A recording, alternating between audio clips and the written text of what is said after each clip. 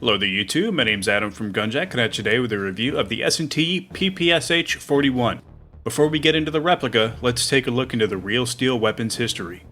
The PPSh-41, also known as the Pistolet Pulemyot Shpagina 41 or Spagens Machine Pistol 41, is an open-bolt blowback-operated submachine gun used by Soviet forces during World War II. The PPSh became one of the major infantry weapons used by the Soviet Red Army and is the most produced submachine gun of the Second World War, with about 6 million units built.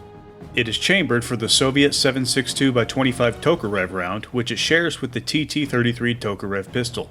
It has seen prolific use since the Second World War in many conflicts, such as the Korean War, the Vietnam War, the war in Iraq, and has even been spotted being used in the ongoing Russo-Ukrainian conflict. The PPSh is made mostly of beechwood or plastic and metal. Its sturdy construction shows in the PPSh's weight of about 9 pounds unloaded. It also suffers from World War II submachine gun syndrome in that there's not really a right way to hold it with no handguard present in the design. The PPSh will include one high-cap drum magazine with a capacity of 2,000 rounds. To load the magazine, you must unscrew the central screw and move around the locking lever. From here, you can remove the top layer of the magazine and pour in your BBs into the top compartment. A notable weak point of these magazines is the feed hose, though my magazine has never had a failure at this point. You may want to add tape or some kind of adhesive to secure the hose in place, but it is not necessary.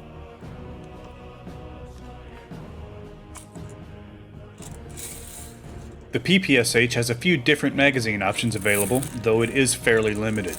You can use the included 2,000 round drum, or purchase a 540 round high-cap stick magazine for use. Recently, S&T has released a 130 round mid-cap for the PPSh, but at the time of filming, the mid-cap magazines are only available on web stores outside of the United States. The PPSh features a realistic breakdown in its construction. To access the gearbox, which does feature a quick change spring guide, you just need to lock the bolt to the rear, push forward on the locking cap, and the upper assembly can hinge forward. To access the hop-up, you can pull back on the bolt handle and adjust it through the ejection port on the top of the gun. You have a good amount of room in this port, so if you're wearing thick gloves, you'll still be able to make the adjustments you need. The bolt will lock into the rear position to act as the gun's safety. When the safety is engaged, the trigger will not move and the gun will not fire. The bolt handle will also activate the spring release if pulled back all the way to the rear. The PPSh is capable of selective fire. The fire selector is located right in front of the trigger. To use semi-auto fire, push the selector to the front. To use full auto fire, push the selector to the rear. I should note that if you release the spring tension after full auto and then switch to semi-auto, the first trigger pull will still be in full auto mode due to mechanical limitations. The PPSh is also equipped with electric blowback. The felt recoil is minimal, but it's a pretty neat feature. It can be disabled by removing the bolt shroud from the plastic tab on top of the gearbox. The blowback will jostle around the bolt and its components, so I'd keep an eye on the safety switch. My retainer screw has already fallen out, thus the odd-looking replacement. The battery is wired to the stock in the PPSh.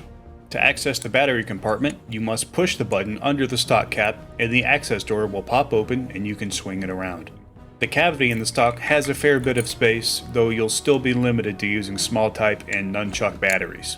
The PPSh comes wired to small Tamiya connectors out of the box.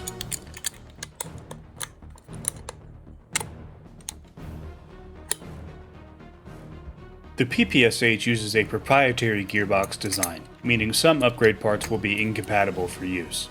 The hop-up, spring guide, trigger bar, cutoff lever, tappet plate, selector plate, and trigger are all a proprietary design, though everything else is compatible with most version 2 gearbox parts. The motor is a short-type motor, which has many upgraded replacements available. The PPSh comes in at around 370 FPS with the stock spring, and around 10 rounds per second. If you're so inclined, I would recommend replacing the spring with a lower power spring and upgrading the motor to increase your RPS to make it quicker and more accurate to the burp gun reputation of the real PPSh. Out of the box, the PPSh will also be too hot to use in most CQB scenarios. I would say the maximum effective range is about 120 feet. So, what's the final verdict on this gun? Well, it's a neat choice of a bygone era. PPSh models are pretty rare to see out on the field unless you're at a period reenactment or see someone using it for an insurgent loadout. It's more usable out of the box than most other World War II SMGs, though you'll still be outclassed by most other common replicas. The upgrade potential is also pretty limited. The blowback does set it apart both in function and in fun factor. It'll clink when you fire to remind everyone else on the field that you're still in the game, which can't be said of most replicas. With a cost of $185 for false wood and $285 for real wood, I do recommend this for players looking for something old school and different.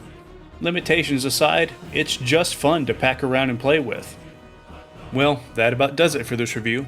Thank you for watching. I hope you enjoyed this video, and if you did, please consider leaving a like or a comment and subscribing, since I do have more Airsoft content coming. Thanks again, and as always, stay frosty.